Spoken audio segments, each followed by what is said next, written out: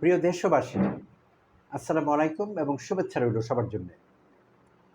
এই ভিডিওতে আমাদের পুলিশ বাহিনী নিয়ে কথা বলব। আপনারা সবাই জানেন বেশ কয়েকদিন থেকে আমাদের পুলিশ বাহিনী প্রায় নিষ্ক্রিয় রয়েছে। থানাগুলো পরিত্যক্ত অবস্থায় আছে, অনেকটা বিরান ভূমি। আর পুলিশ বাহিনীর সদস্যরা তাদের নিজেদের নিরাপত্তার জন্য, নিজেদের গণরোষ থেকে বাঁচাবার জন্য ডিউটি স্টেশন ছেড়ে দিয়েছিল প্রায়। আজ থেকে এবং গতকাল থেকে কিছু কিছু পুলিশ বাহিনীর সদস্য আবার ফিরতে শুরু করেছেন তাদের ডিউটি স্থলে, কাজের জায়গায়।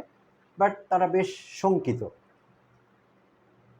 তাদের নিজেদের সেফটি নেই, তারা নিজেদের নিরাপদ ভাবছেন না। যে কোনো মুহূর্তে তারা জনরোষের শিকার হতে পারেন, এই ভয়টি তাদের মধ্যে কাজ করছে। তো তাদের এই ভয় ভীতি দূর করবার জন্যে, তাদেরকে কিছুটা গোছাবার জন্যে গতকাল ঢাকায় রাজারবাগ পুলিশ লাইন্সে একটি সমাবেশ হয়েছে। নতুন আইজিপি জনাব মইনুল ইসলামের নেতৃত্বে একটি সমাবেশ হয়েছে সেখানে পুলিশ বাহিনীর সদস্যদের নিয়ে। তো সেখানে বিভিন্ন বিষয় নিয়ে কথা হচ্ছিল। এক পর্যায়ে পুলিশ বাহিনীর সাধারণ সদস্য যারা আছেন তারা রেগে গিয়েছিলেন ঊর্ধ্বতন কর্তৃপক্ষের উপর, বড় বড় অফিসারদের উপর তারা রেগে গিয়েছিলেন এবং অনাকাঙ্ক্ষিতভাবে সেখানে তারা একজন অতিরিক্ত উপ পুলিশ মহাপরিদর্শক অ্যাডিশনাল ডিআইজিকে শারীরিকভাবে লাঞ্ছিত করেছিলেন। র্যাঙ্ক অ্যান্ড ফাইল যারা আছেন, র্যাঙ্ক অ্যান্ড ফাইল সাধারণ সদস্যরা পুলিশ বাহিনী, কারণ তাদের একটা ক্ষোভ আছে অনেক দিন থেকেই, তারা সেটা প্রকাশ করছে যে এই চলমান আন্দোলন তথা ছাত্র জনতার বিরুদ্ধে পুলিশ বাহিনীর সদস্যদের লেলিয়ে দিয়েছিলেন ঊর্ধ্বতন কর্মকর্তারা। রাজনৈতিক উচ্চাভিলাষ, দুর্নীতি এবং অন্যান্য কারণে তারা অন্যায় হুকুম দিয়েছেন পুলিশ বাহিনীর সদস্যদের সাধারণ জনতার উপর চড়াও হতে, গুলি ছুটতে এবং তাদেরকে নৃশংসভাবে হত্যা করতে অনেক সময় ক্ষেত্র বিশেষ। আর তাতেই পুলিশ বাহিনীর সব সদস্য জনরোষের শিকার হয়েছে। জনগণের মনে তাদের প্রতি ঘৃণার সৃষ্টি হয়েছে। তারা আর তাদেরকে ঠিক অ্যাকসেপ্ট করতে পারছেন না আগের মতো। আগেও যে খুব একটা পেরেছিলেন তা না, বাট এক ধরনের সহাবস্থান ছিল পুলিশের সঙ্গে জনতার, বিটার সুইট একটি সম্পর্ক ছিল। বাট এখন তাও নেই, তারা সহ্যই করতে পারছেন না পুলিশ বাহিনীর সদস্যদের। তো এরকম পরিস্থিতিতে তাদের জন্যে কর্তব্য পালন করা, ডিউটি করা সত্যিই কঠিন। আর 3 দিন আগে একটি ভিডিও পোস্ট হয়েছিল ঢাকা এইজ নামে একটি ইউটিউব চ্যানেল থেকে। সেখানে অনেকেই দেখেছেন আপনারা হয়তো, শাওন নামে পুলিশের একজন কনস্টেবল তার কষ্টের কথা বলছিলেন, শেয়ার করছিলেন যে কীভাবে পুলিশ বাহিনীর সদস্যরা, সাধারণ যারা আছেন অফিসার নন, তারা কিভাবে নির্যাতিত হয়েছেন বছরের পর বছর পুলিশের বড় অফিসারদের দ্বারা। তারা কিভাবে অন্যায় হুকুম মানতে বাধ্য হয়েছেন, জনগণের উপর গুলি ছুড়তে বাধ্য হয়েছেন, সব অন্যায় করতে বাধ্য হয়েছেন ঊর্ধ্বতন কর্তৃপক্ষের নির্দেশে। আর সেই নির্দেশগুলি অনেক সময় এসেছে তাদের ইচ্ছার বিরুদ্ধে। তারা করতে চাননি এমন কাজ তাদের দিয়ে করানো হয়েছে বছরের পর বছর, এবং এভাবেই তাদেরকে জনগণের মুখোমুখি দাঁড় করিয়ে দেওয়া হয়েছে।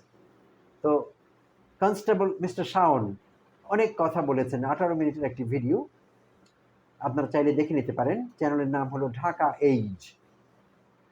অনেক কথা উনি বলেছেন এবং অনেক উৎসাহ প্রকাশ করেছেন ঊর্ধ্বতন কর্মকর্তাদের উপর, এবং তিনি বলেছেন যে তাদের বিচার হওয়া দরকার, তাদের কাস্টডিতে চলে যাওয়া দরকার, এবং আর কেউ যদি বিচার না করেন এই দেশে, পুলিশের দুর্নীতিপরায়ণ মেরুদণ্ডহীন সেই রাজনৈতিক উচ্চাভিলাষী কিছু অফিসার, তাদের যদি বিচার না হয়, কেউ যদি বিচার না করেন, তাহলে তিনি নিজে হলেও তাদের বিচার করবেন। তো এই হলো আসলে অবস্থা। তো আমরা অনেকেই কথা বলছি যে এখন নতুন করে পুলিশ বাহিনীকে ঢেলে সাজাতে হবে, পুলিশ বাহিনীতে টোটাল রিফর্ম দরকার, একটি সংস্কার দরকার। এই সবই কিছু ঠিক আছে, এটি করতে কিছুটা সময়ও লাগবে। বাট এই মুহূর্তে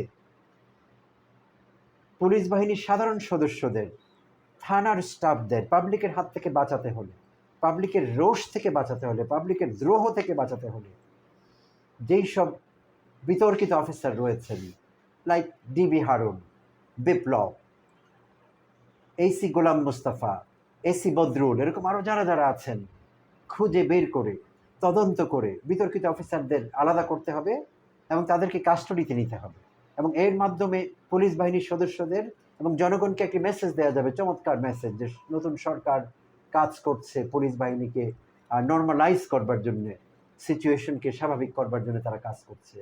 তাতে জনগণ বাকি পুলিশম্যানদের কিছুটা সহ্য করতে পারবেন এবং পুলিশম্যানদের উপর আস্থা ফিরে আসবে অথরিটির উপর, যে তাদের প্রতি কৃত যেসব অপরাধ এতদিন হয়েছে সেগুলোর বিচার হচ্ছে এবং তারা সেগুলোর বিচার পাবেন।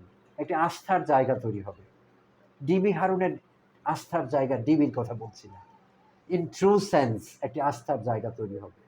ডিবি হারুন মেনশন করেছিলেন ডিবি নাকি গত কয়েক বছর একটি আস্থার জায়গায় পরিণত হয়েছে। So this is one of the funniest jokes I have ever hard in recent Times.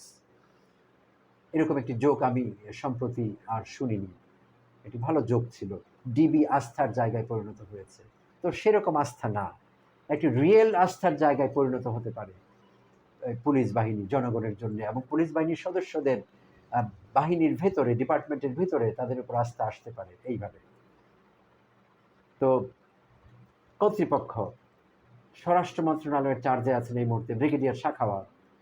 তিনি অত্যন্ত সর্বজনপ্রিয় একজন ব্যক্তিত্ব, তাকে আমরা অনেক দিন থেকে চিনি। উনি আগে নির্বাচন কমিশনার ছিলেন।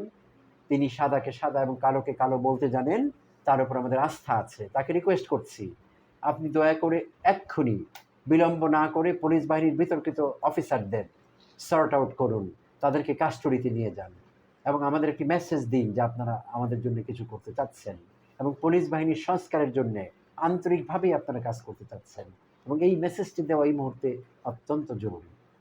ধন্যবাদ সবাইকে।